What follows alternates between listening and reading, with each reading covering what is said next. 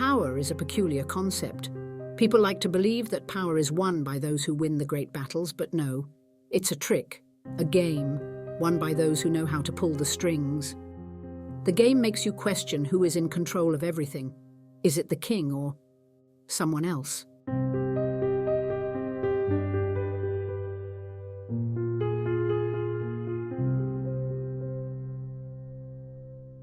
Our story begins with the death of a king. Arthur Cerulean had been found dead by a young servant boy in his chambers. The king was poisoned. However, his murder had remained a mystery that night. The servant boy ran urgently to tell the Queen, Rosaleo Crimson, about her husband's death. Queen Rosaleo was saddened with grief when she heard of the news of her husband's death. She told the servant boy to inform the king's brother immediately, but when the servant boy returned, he told her that the brother had vanished. The Queen was left speechless when she heard of this. Instead of ringing the bells to inform the castle of the king's death, the Queen had other plans. Her brother, Lorenzo Crimson, commander of the king's guard, had ordered his soldiers to lock up all the doors throughout the castle. In secret, the Queen had gathered the king's council to discuss the king's succession, but those who were there would remember it as the Blood Council that night. The lords there had argued for hours like all old men do.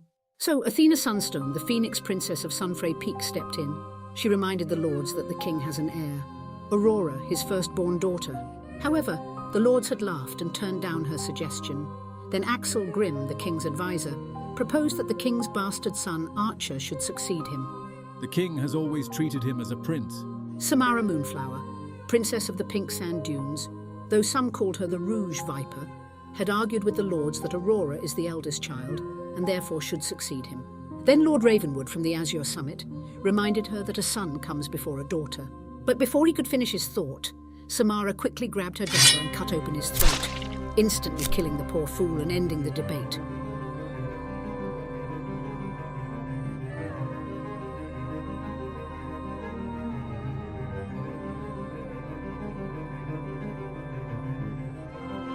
I suggest you hold your tongue, Grimm, because it seems that men are dying like flies this night. The witching hour had passed, and Lorenzo Crimson escorted the rest of the lords to their rooms and locked them up.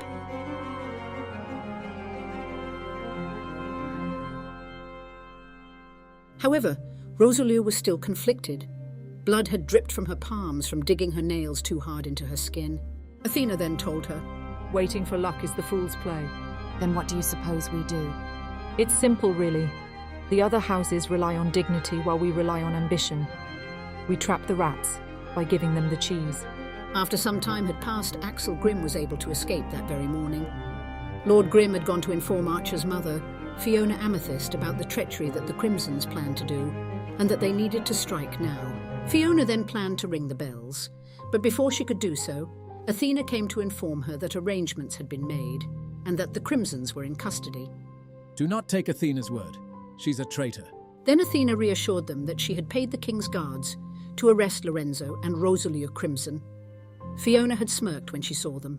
Well, now everyone will see the true Blood Queen you are. I have only done what was expected of me, as a wife, as a queen.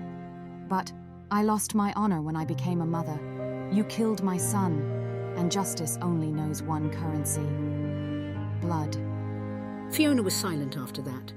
The soldiers then took the Crimsons away, as it was time to prepare the king for his coronation.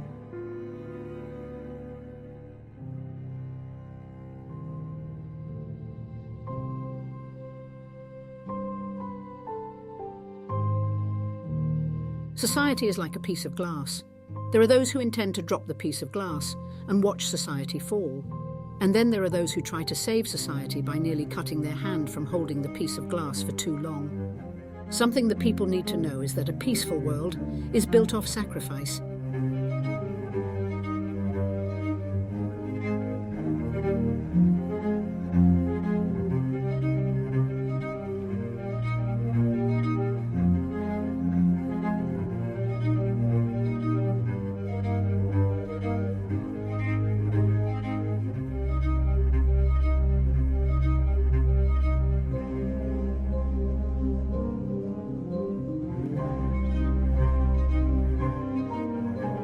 Archer was crowned king and everyone cheered, but his mother Fiona noticed that someone was missing.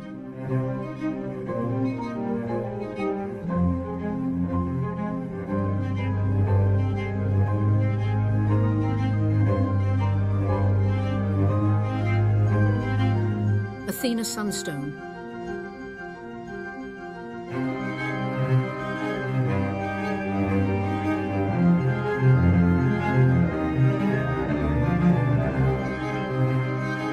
Something is wrong.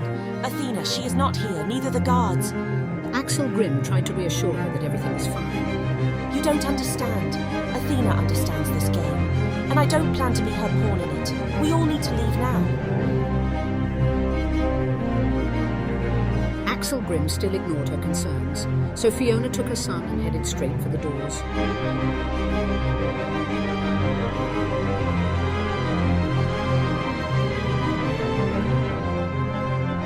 Fiona warned the lords and ladies. We all need to leave now. However, none of them listened. When she found herself at the doors, they were locked.